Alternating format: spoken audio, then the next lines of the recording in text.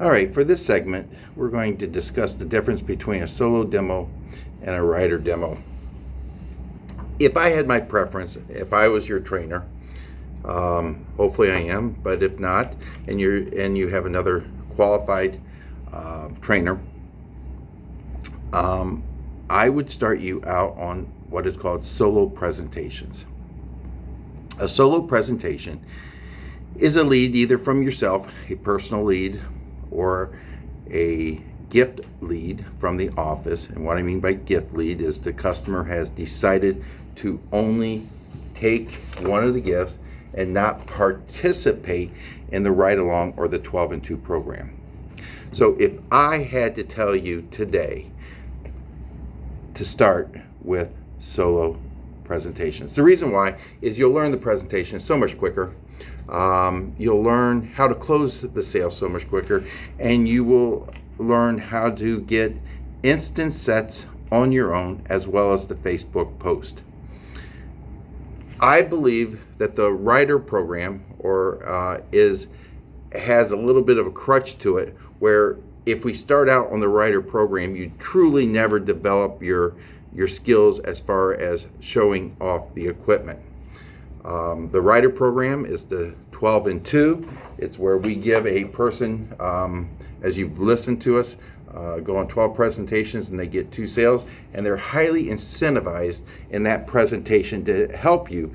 And because of their intimate knowledge of the customer, they are able to talk to the customer at a different level than you. They actually assist in the presentation. They assist in getting instant sets with you. They assist in the Facebook post, and because of that, it makes your job so much easier. And they're a higher percentage in sales because of that. But if I wanted to start in the rainbow business the right way, I would start out with solo presentations. Now, what is the difference? The difference is it starts from the beginning. So let's just start from the beginning. When I receive an appointment on the solo presentation, I don't necessarily verify it the day of. Some offices do, and I'm okay with that.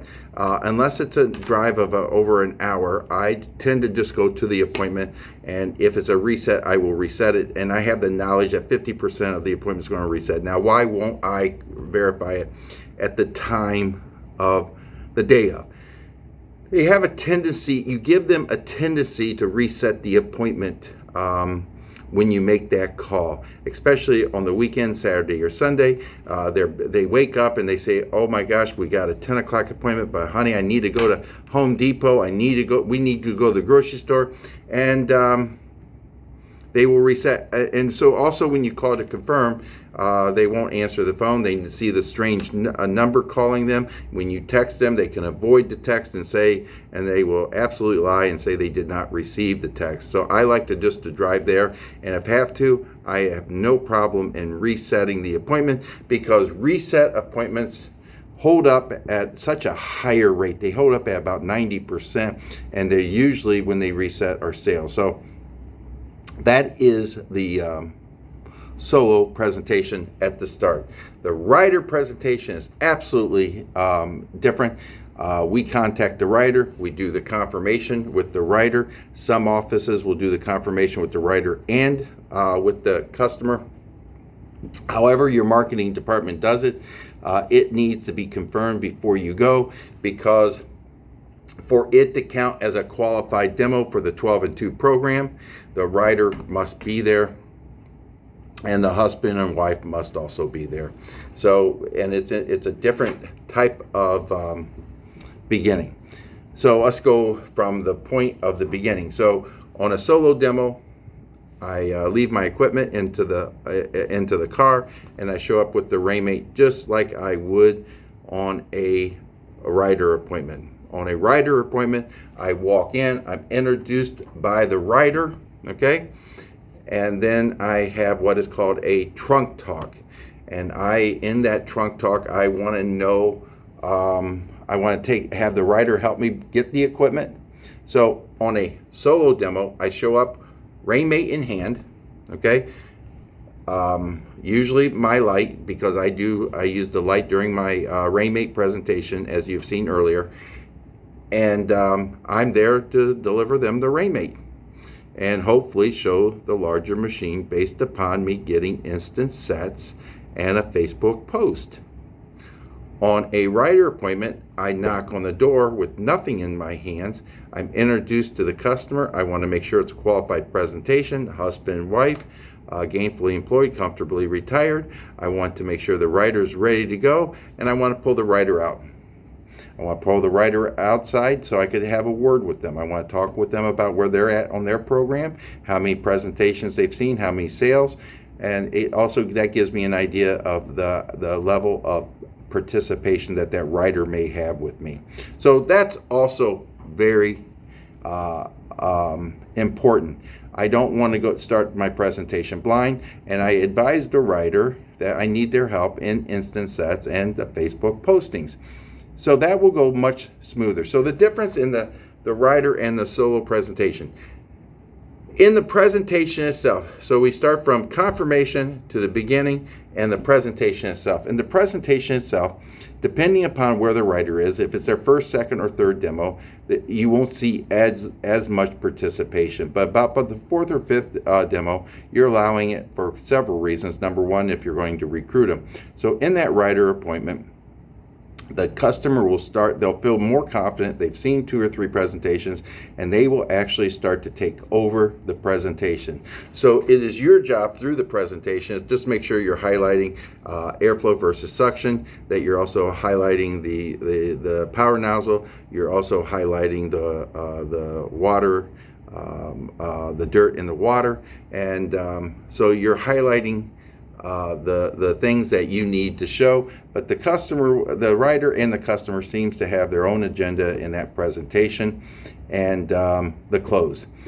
It is also very important, so let's go back to the solo presentation before I get to the end. So the solo presentation is a little bit different. You're going in there to do a full presentation, hopefully that you're following in these training tapes, and I tell people this, I know an 8-hour presentation, I have to condense it to an hour and a half, and that's really that important, and that's through when I walk into the home, doing a little bit of front talk, making sure I'm asking certain questions about children, allergies, pets, all kinds of little things of how concerned they are about air pollution, and it leads me to the direction of what type of presentation that I'm going to go in. So everything is really, really that important when we get to that point. So I just wanted to touch on now the end of the presentation. I'm closing the sale. I'm going through the closing sheet that all of you have, and also that I'm doing all the financing. When it comes to a rider, and I want to talk about this really clearly so you understand. When it comes to dealing with a rider, I find that once the presentation is over, the rider could help me sell the machine. But once the sale is made, I also, back in the beginning, advise the rider in my trunk talk that once the sale is made, that they need, at that point in time, to excuse themselves and leave the home. The reason why is many times I will come across a situation where the customer is uncomfortable to give out their credit information in front of the rider, or they're uncomfortable with maybe the ending process. So once I get the sale, I would like to see that the rider leaves the home so I can finish up closing it. Obviously on a solo, it's all up to me on that. So those are the key differences between a rider and a solo presentation. Once again, just to recap something that's very important, is it is so important that you set up 4 or 5 of your own practice appointments, that you go to your friends, family, and learn to get to do the presentation, because you don't want to be put in a situation. Remember something. On the rider program, you're in a situation that rider is counting on you to know your presentation. And if you don't, we will get the phone calls that the person we sent, and it hurts our credibility. So in the beginning, I suggest solo demos, I suggest people that you know, get your leads, do 4 or 5 presentations before you go on a writer program. Either way, it's going to take you about 60 presentations to really understand our business and get it down. Again, thank you. This is the segment on writer, solo versus writer. We'll move on in our training.